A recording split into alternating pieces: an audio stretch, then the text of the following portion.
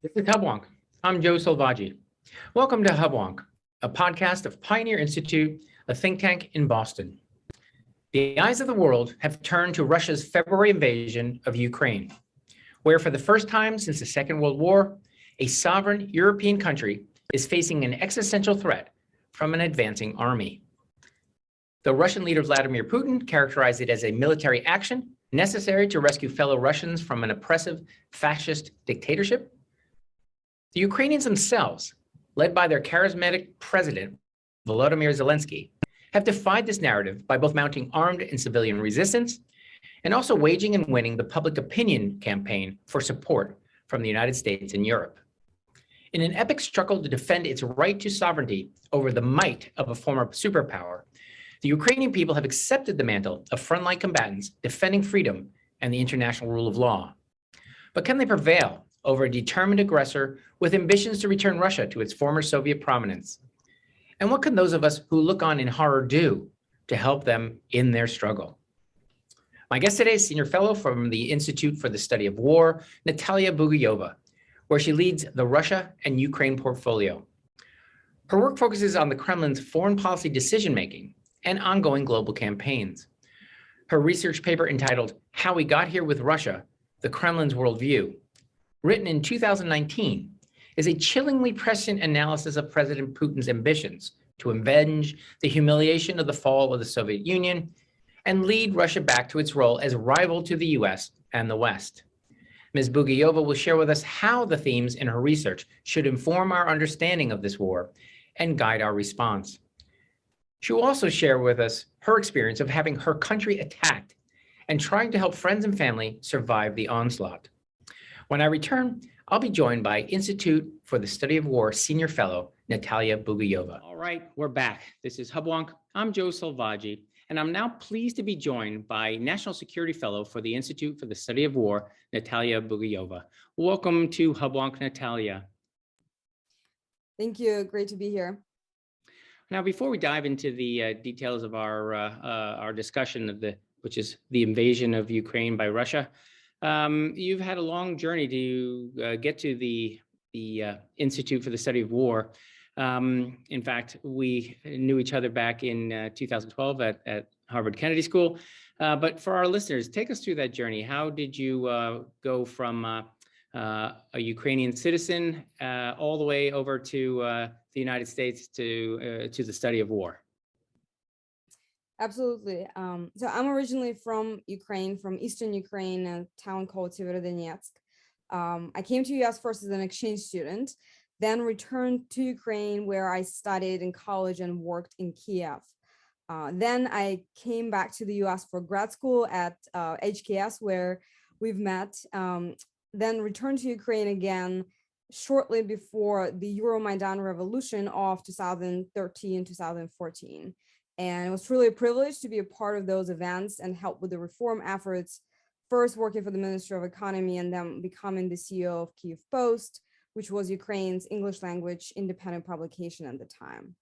And then I moved back to the US in 2016 and have been working at the Institute for the Study of War in various roles, one of which was leading Russia and Ukraine research program. I remain National Security Fellow at ISW and work at a technology company at my day job. And so I have been working on Russia since 2014 in various roles, including in the field of open source intelligence and military analysis. So before we get into that analysis, you say your hometown is in Eastern Ukraine. It's a very difficult place to live. I hope your family and friends have found safety there. No, thank you for asking. I was able to evacuate my grandparents, one of whom is disabled, and my mom, who are now in Europe, but other members of my family are in Ukraine, and some of them are still in Severodonetsk, which is now experiencing heavy shelling by the Russian forces. Well, I'm sorry to hear that, and I wish them well. Now, I thought your piece for the Institute for the Study of War offered a superb understanding of how we got here with Putin. You know, he is a man who lived through the collapse of the Soviet Union, and that, I think, helps inform our understanding of who this man is.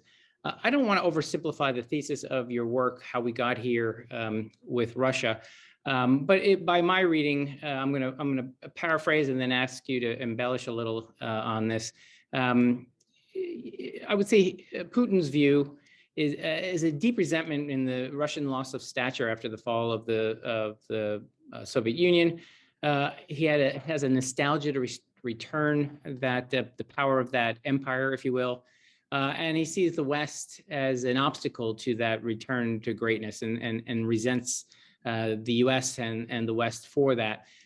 Take us through the thesis of your research, and it more or less shows an evolution from a fairly friendly post-fall of the Berlin Wall Russia to where we are now with a full-scale invasion of Ukraine. Take us through that arc of how we got here. Sure. Look, I think Putin's objectives have not really changed for years.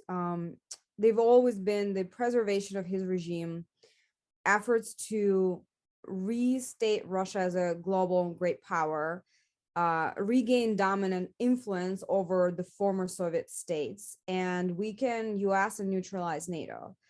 I think regaining control over Ukraine remained a consistent goal for him for many years, and his intent when it comes to Ukraine is really independent of the West, and I think it's a really key point. US actions and NATO actions might have accelerated or dampened the Kremlin actions in some cases. But again, Putin's goals remain the same. And in fact, it's really key to remember that the efforts to reintegrate Soviet space have actually started even before Putin. It was President Yeltsin who already adopted more assertive national security concept in '97, which included more paternalistic policy toward the former Soviet states. So when it comes to Ukraine, Putin tried to regain dominant influence through many means. First, by trying to install political puppets, then through military intervention in 2014, and then through many attempts to manipulate both Ukraine and the West into giving up Ukraine's sovereignty, essentially for the past 8 years. And none of those efforts really worked. So Putin kind of resorted to the last tool he had left from probably his perspective, which is a full-on military offensive that he has launched last month. So, so I wanted to, excuse me, I just wanted to get to the first point you made in that response, which is, I think, addressing some level of narrative here in the US that this the rationale for this invasion of Ukraine was somehow precipitated by, let's say, the accretion of states into NATO or the EU. In other words, as a response to what he saw was a slow growing and ever closer threat from NATO or the US. You're saying no, independent of our actions or NATO's actions or the EU's actions, Russia and Putin had designs on influencing neighbor states all along. Correct. I do think that Western actions, once again, served as an accelerator or a dampener in some cases, but really the intent has been consistent for years. And I think it's also really important to say that there was a brief period of non-assertive foreign policy only for a few years in 1990s, which I think many in the US believed had become the new norm. But in my assessment, it was an anomaly because it was actually Yeltsin, right, who reversed to the course of trying to be more paternalistic towards the former Soviet states already in late 90s, and Putin continued that trend in word and in action for the next 20 years. Well, another simultaneous trend were those former Soviet states who, I'd like to hear your opinion on that, decided to look westward and either join EU or NATO. I don't know what the count is. I believe 8 or 9 states that had been Soviet satellite states now are members of NATO. Forgive me if this is a naive question. Why wouldn't Russia be enticed to join the West, at least at some level, rather than position itself as in clear opposition? the point about states joining the West and Russia's argument about the sphere of influence, right, that it deserves. First, I would like to point out that I think this argument is indefensible in many ways. First, the world, including Russia, recognized Ukraine's independence and independence of many former Soviet states in 1991. And no independent state should need to justify its existence, its foreign policy ambition, no matter how big or small it is. I think that's point number one. Point number two, look, it was Russia's choice and the Kremlin's choice, first and foremost, to do so, in part because Putin's number one goal is preservation of his regime. And a lot of the, I think, Western values and rules are antithetical to his efforts to preserve his regime, which he does through coercion, corruption, and just broadly authoritarian methods. So I think that's actually the core reason why Russia, despite perhaps some of its ambitions to join the West, has not, because the model is antithetical to Kremlin's model of regime preservation. So let's focus now on your country, Ukraine, which hasn't joined the EU, hasn't joined NATO, but clearly has gone from, let's say, a country largely sympathetic to Russia and being a partner or an ally of Russia, to where we see now the brave Vladimir Zelensky, clearly with a Western focus, one who seems to aspire to the freedom and the values of the West. How did we get from a country that was largely Russian-like to one that seems to be leaning strongly westward? Sure. Look, I think Ukraine's and Russia's path has started to diverge actually shortly after the Soviet Union collapse. And divide has never been actually about ethnicity and language. And I can tell you that as a originally Russian-speaking Ukrainian. The core divide has been always about the way of life. And the Orange Revolution of 2004 was the first clear indication that Ukraine wanted to evolve to be the country with rights and rules. And the 2014 revolution was, of course, the pivotal moment. And again, the choice was not primarily about the West or the East. It was about whether to become a police state like Russia or not. And many in Ukraine made that choice in 2014, and some paid the ultimate price. And I was part of the events on Euromaidan in 2014. And it's worth noting that Ukraine has been the only country in the former Soviet space that has had legitimate consecutive presidential elections, and the only country that had free media, no matter how limited, but nevertheless free. And no matter the issues, and of course the known issue with the corruption, I think the trajectory has been for years, much before Zelensky, kind of toward a freer state. Now, you've mentioned so that this divide dates back to the fall of the Soviet Union, and it's a argument of a difference between values or aspirations for one's country, the rule of law. Now, you made a reference to, I believe it's called the Euromaidan Revolution in Ukraine. And Russia did not sit by idly and watch this happen. In fact, of course, Russia did invade portions of Ukraine back in 2014. Say more about what you think the motive was for that. Was that something as a sort of a saber rattling, or was this a long, slow design on actually taking over Ukraine in the long run? Yeah, great question. Look, I think first, Ukraine's freedom aspirations that were expressed very clearly in 2014 did pose a threat from Putin's perspective to Russia and his regime.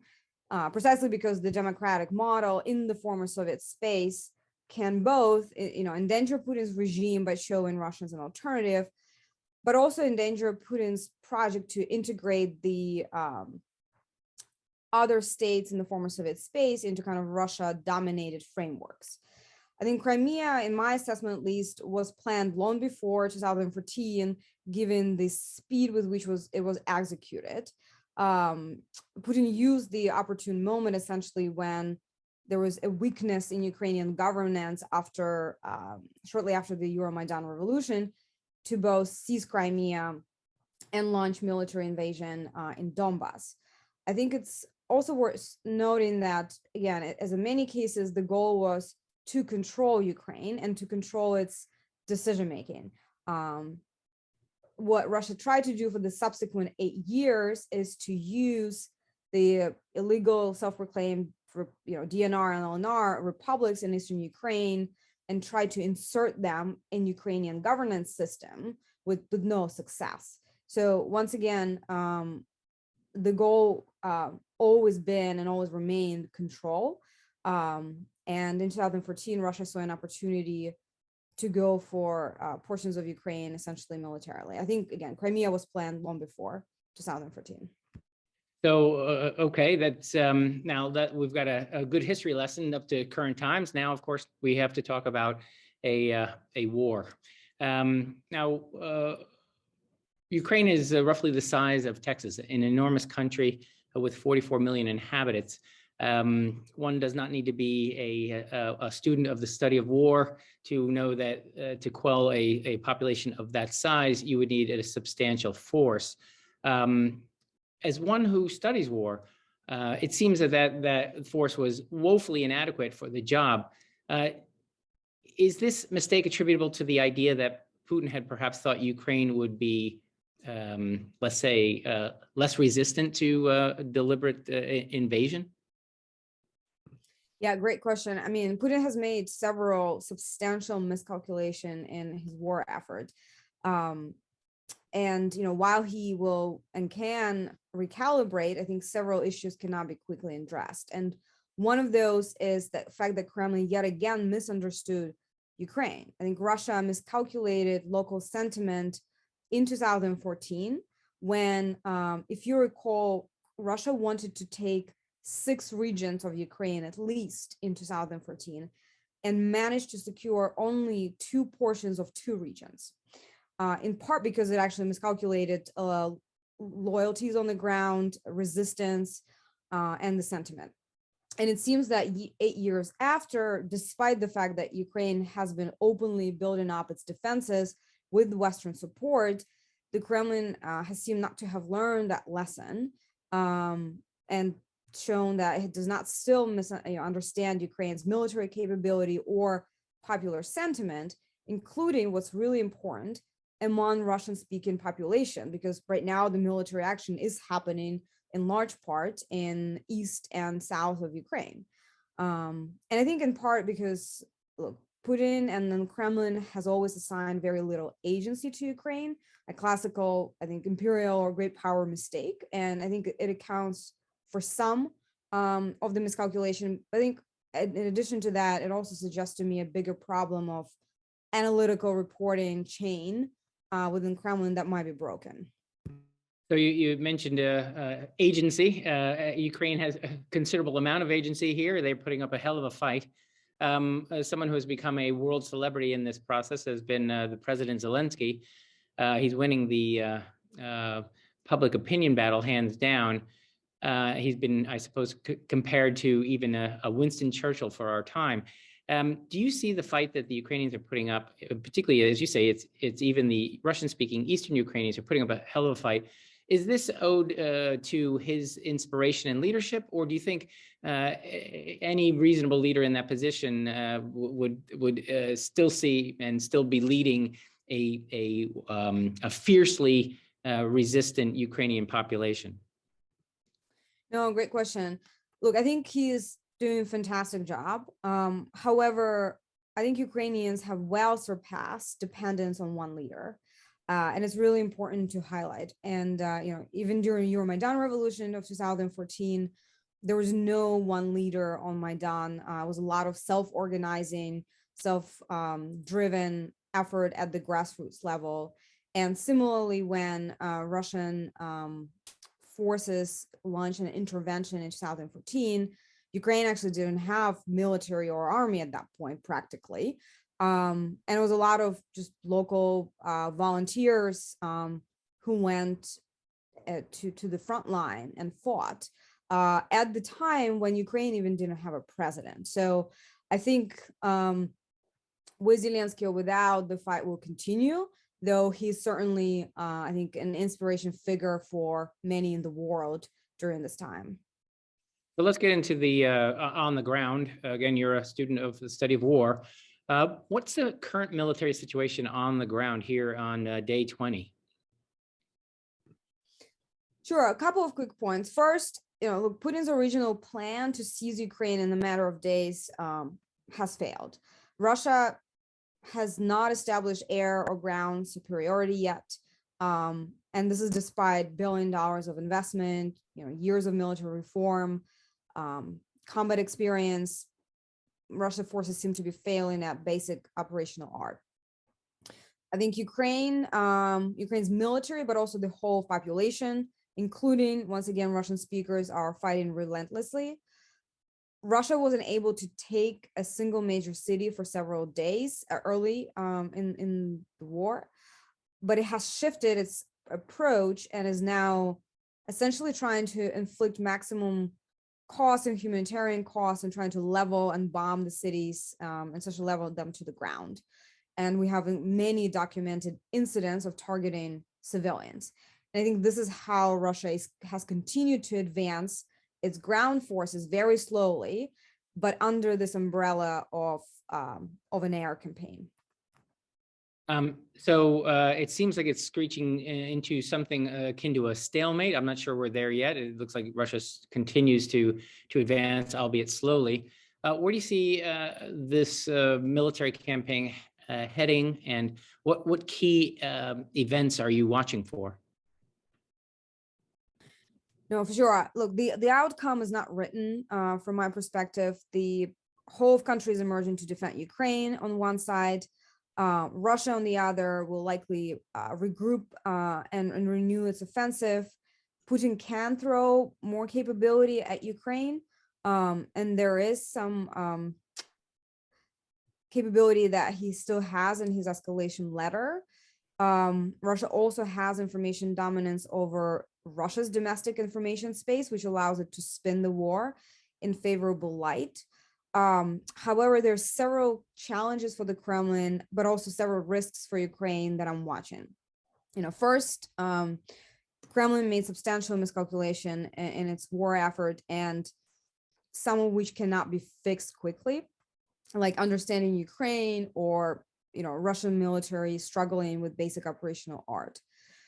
I think Putin also took risks by deploying significant portion of Russia's ground forces, which he probably did not intend to use in full, into Ukraine. There are massive logistical issues, and I think the key question is, can Russia establish reliable supply chains? So far, it hasn't, but that's one thing I think we're watching. And as Putin stretches out further into Ukraine, the logistics will get harder. I think mobilization is also tricky for Putin, in part because I think he realized he doesn't have his full base in line. We see Russia's efforts to try to engage militaries of Belarus, or calling for Syrians, or today there were some reports, though unconfirmed, that Russia is asking for Chinese aid in this fight. I think it's in part actually a sign of weakness and the fact that his mobilization efforts at home are not going well. I think two more things on Ukraine side that we're watching that are really important. First, Kyiv is Russia's biggest effort and Ukraine's main risk. It can change the trajectory of war, even though Russia taking Kyiv will not end this war.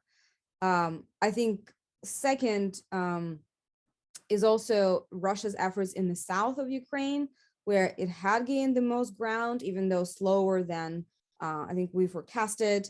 But Russia's efforts to gain foothold in the south and then encircle Ukraine's forces in the east is another thing that I'm watching. Now, the Ukrainians have seemed to do something, done the impossible, which is unite all Americans behind a cause. And I'm sure our listeners are thinking right now, my gosh, is there anything that could be done for this cause? You had compiled a list of some of the things you recommend, vetted organizations that are making a real contribution to Ukrainians' cause.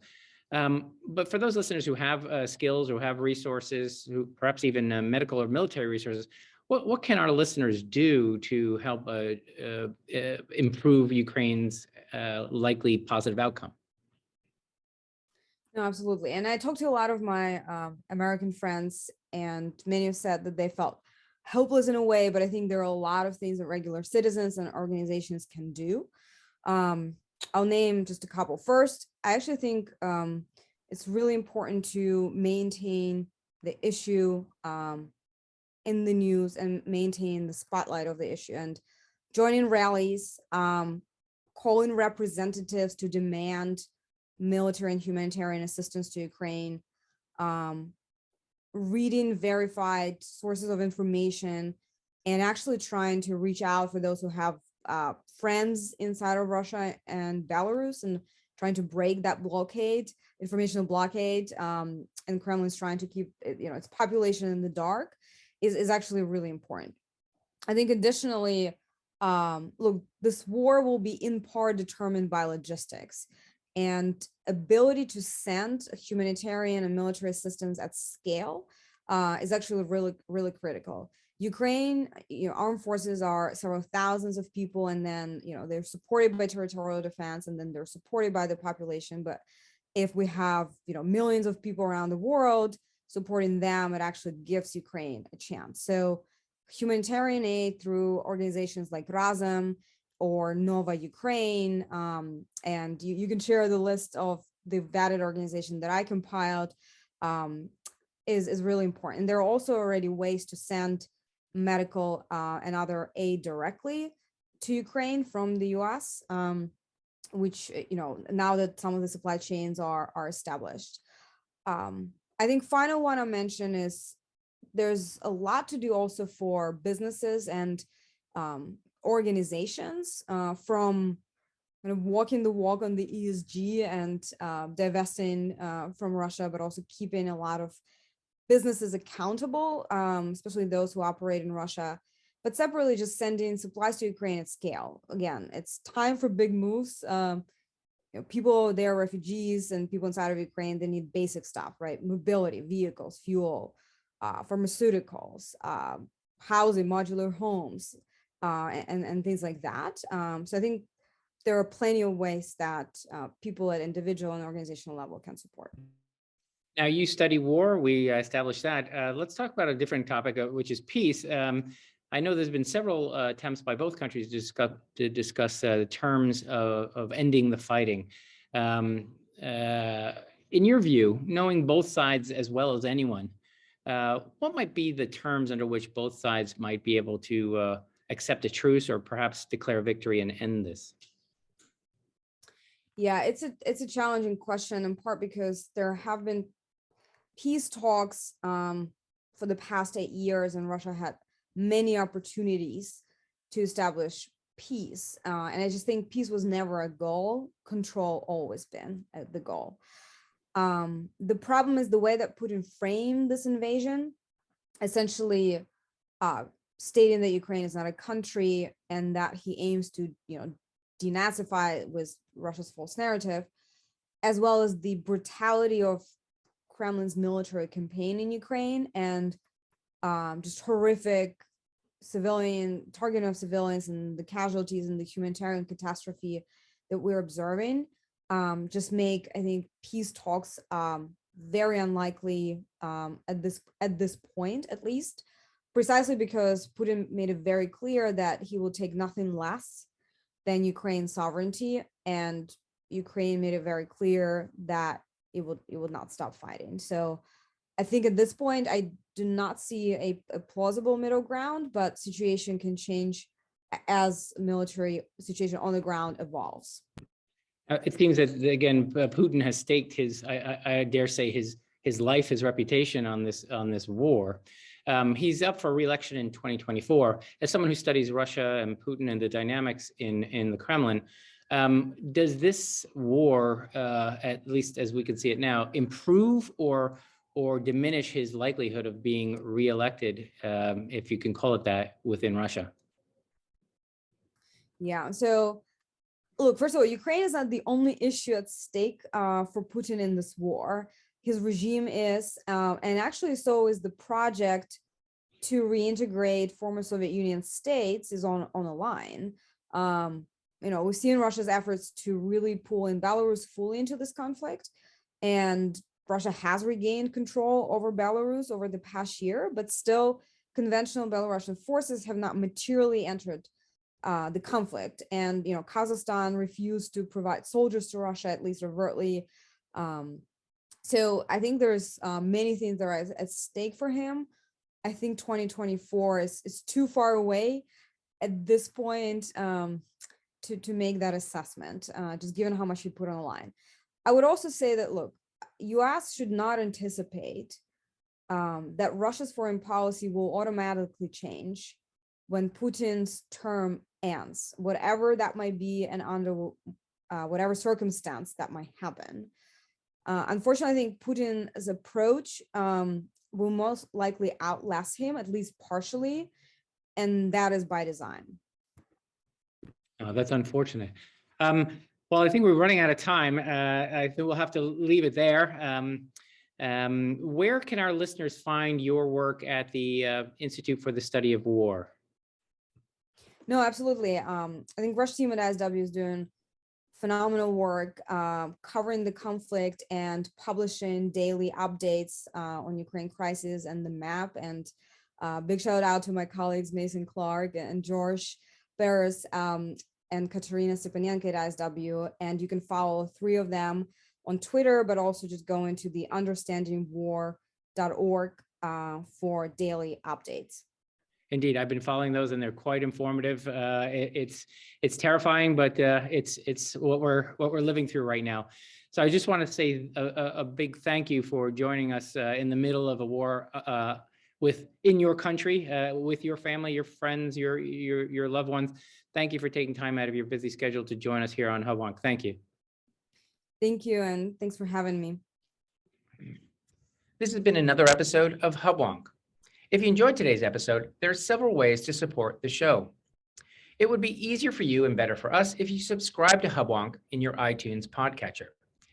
If you want to help make it easier for others to find Hubwonk, it would be great if you offer a 5-star rating or a favorable review.